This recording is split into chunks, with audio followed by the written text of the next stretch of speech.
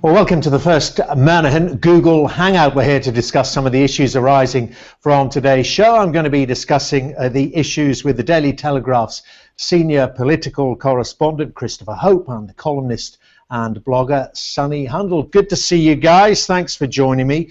Let's dive in straight away and talk about this issue of the missing Home Office dossier. This was the one given to the then Home Secretary Leon Britton back in the early 1980s by the late MP Geoffrey Dickens. Christopher, do you see this as being something which deserves, as some are calling for, an overarching independent inquiry?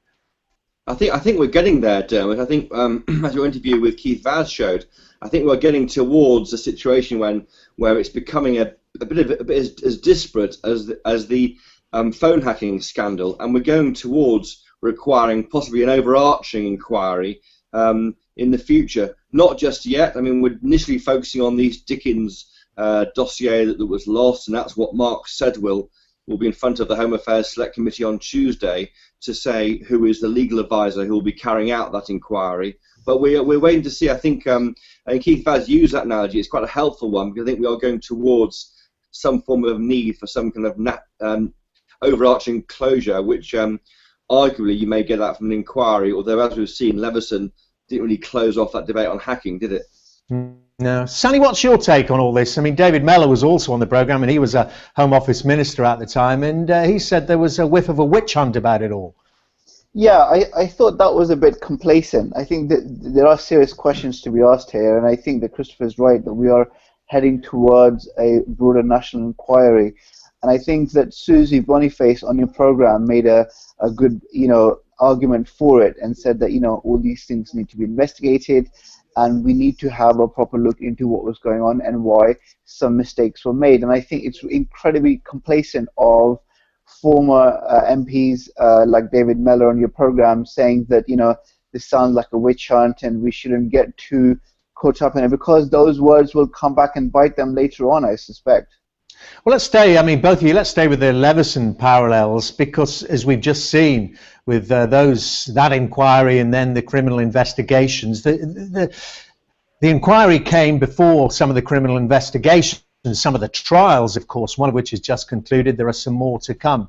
Given the nature of the allegations involved here, wouldn't it be best to let the law take its course first of all? Christopher?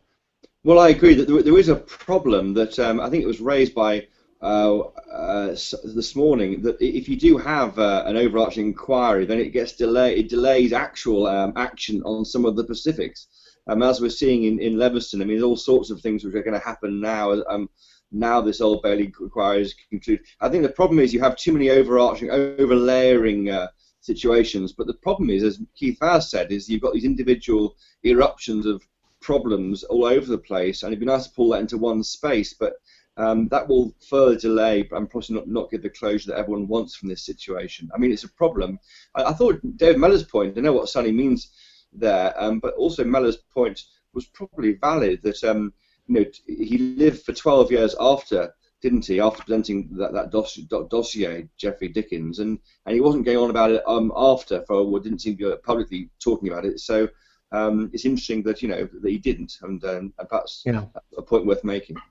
Yeah, that's Geoffrey Dickens, of course, so we're referring to the late Geoffrey Dickens. So, I mean, what do you think about that? Nobody, it seems, you can find nobody that seems to have seen and absorbed that dossier. It's almost been treated as if it was tablets of stone. But wasn't that, in a way, that could have been the 1980s version of what happened last year, when a television presenter did some Googling about a variety of allegations and presented them to the Prime Minister as a set of facts? You've got to be very careful, is what I'm saying.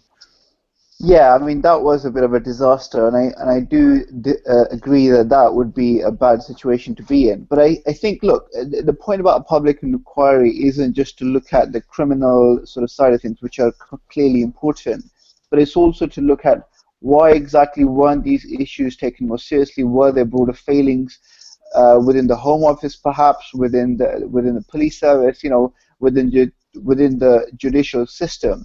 And those questions will not come up entirely in a criminal inquiry. And I sort of think that whether you have it before or after, it's got to happen. And I think that it's incredibly dangerous and damaging, and also to victims who potentially might want to come forward to say, this looks like a witch hunt. And as we saw in the Savile inquiry, in the case, that actually there have been loads of victims in the past who've been afraid to come forward because of worries that there's a witch hunt or this is all being exaggerated, etc. So I think the word should be chosen carefully, and I don't think that David Mellor was on the right side of choosing his words. Yeah. Okay, well, that debate I'm sure will continue. I want to move on here, though, now, because another area where words have to be chosen very carefully indeed. I talked to the former defence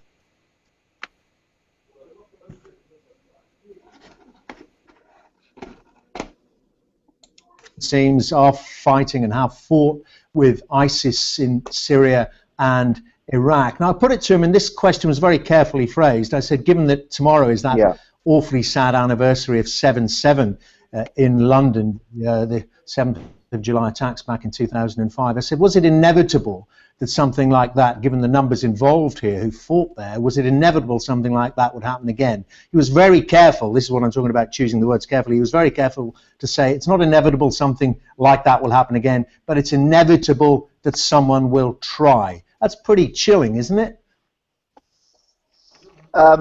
Is that for me or for Christopher? Yes, Sonny, you kick off. Yeah, I mean, I think to a large extent it is inevitable. There are lots of jihadi groups, and jihadi groups have been trying for decades to set up a caliphate in the Middle East. So I don't think that is entirely, that was inevitable to a large extent. The problem is, though, that the Iraq War created a vacuum of power there, and Maliki's actions themselves in sort of being much, maligning some of the Sunni sort of parts of the government in Iraq created more of a vacuum where ISIS came in and exploited that.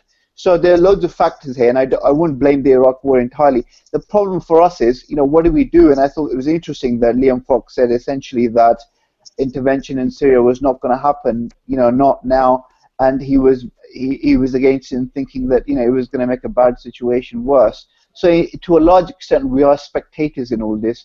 We can't do much about Syria. We can't do much about Iraq, really, now that we've pulled out. And I don't really think that this is a conflict that we can really play much of a part in. And that's the scary thing, because we see that it'll have blowback possibly over here, but I'm not sure what we can do. Well, that is it. That is, well, let's deal with the blowback on what something can be done about that, presumably in this country.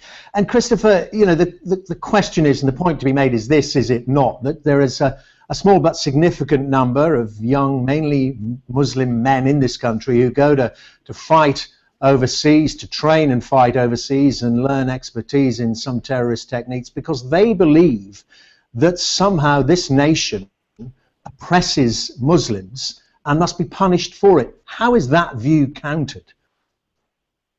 Well, it's a big worry, isn't it? I mean, David Cameron recently said that the threat now from Syria and from Iraq in that area is now the biggest threat to this country's security, outweighing the threat from Afghanistan and Pakistan. So it's hard, isn't it? I mean, I think there were renewed attempts to engage locally. I mean, the problem is that we go into this whole contest terror strategy, and whether and how far do you engage with these groups without sort of almost apologising for what they're doing when you're trying to talk to them to understand what they're saying.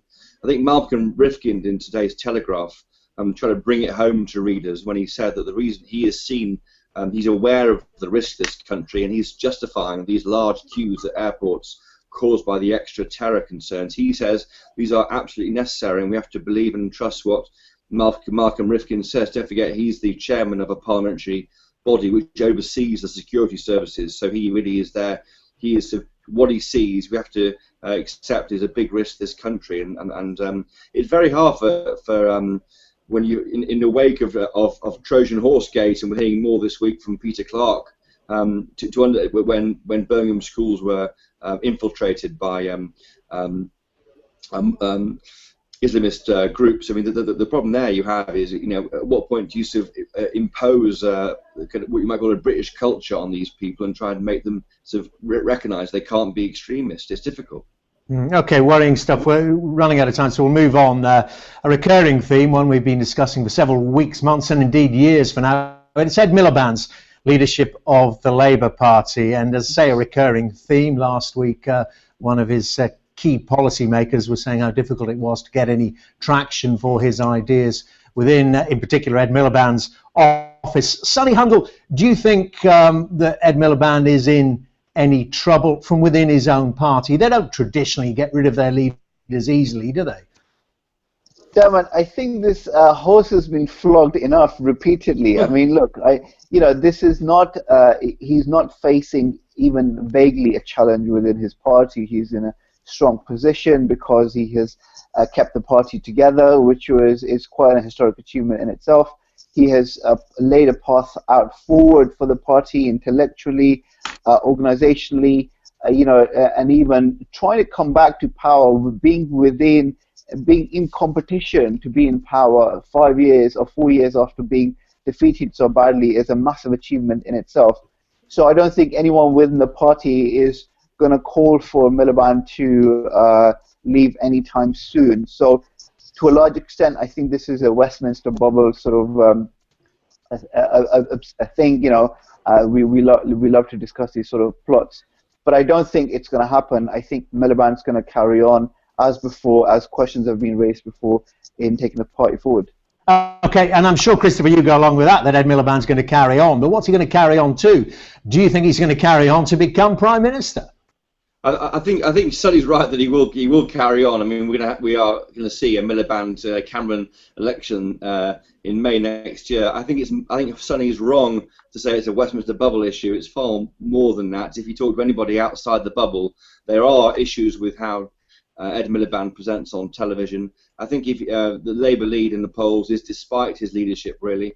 He's got some good ideas, but how he presents them is questionable. I think, and how he needs to deal with that, and he's obviously getting advice which is not always the best from some of his advisors. I think he needs to deal with all sorts of. I mean, the problem he's got is Ed Balls accepting possibly that they overlooked areas of what went wrong with the economy and saying it wasn't entirely private sector. Some would say that needs to be dealt with. I think we are now going to see an Ed Miliband, David Cameron face off. That won't change, and I think this. But I think it does matter to the wider public. Okay, and is there a fundamental question, Sonny Hundle, for Ed Miliband and for the public to get a grip onto what he actually represents? And it's this: where will he fight the general election from in terms of the political territory?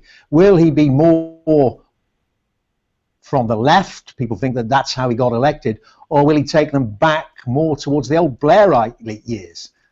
I don't think that that's how the public is going to try and figure out where he stands. I think the question for them will be, is the Labour Party, given the fact that even over the last 4 years most people don't feel that their lot has improved, is the Labour Party going to improve their living standards, their way of life over the next 5 years if they come into power? That's the question they're going to be asking, not whether he's coming from the left or from the Blairite. A lot of the public, for example, is for nationalisation of railways, which you would say is from the left. So the point is, they're going to want to know, does he have the answers or not? And I think that Miliband over the next year, 10 months, is going to say, this is how I would improve your life, and this is how the Labour Party is going to do things differently to the Tories, and that's where I think the key questions are going to be. Yeah, so Christopher, is that Westminster bubbly then? People like you and me want a fully thought out programme. We want to know ideologically which side of the political divide you come from. When in actual fact, what Sonny seems to be saying, he just needs one or two more good ideas like the energy price freeze, and he could be in. Well, I think Ed Miliband is really clever at strategy. I mean, if you look at the way he's behaved the past 4 years, he's taken this consumer view, this small guy view against big everything, big media, big banks, big energy companies. Very effective. What does the government do? It either agrees with Miliband and says, yes, the problem, or it says, no, it's not a problem and backs the monopoly. It's very, very hard. It's very clever politics. I think it's going to be a kind of, it's clever work, really, but I just do think he lacks the kind of je ne sais quoi, the kind of Prime Minister material, this blink test. Shut your eyes and imagine him as Prime Minister. I'm not sure it passes that one, Sonny. Okay, Christopher, Sonny Hundle, I'm afraid we must end it there. It's great to have some more time to talk to you guys. Thank you both very much indeed. Thanks, Dermot. Thanks, Christopher. Thanks. Thanks, well, good to see you, as I say. And that's the end of our first Murnaghan Google Hangout. Thank you very much indeed for watching and I hope participating. Do join us next time. Goodbye.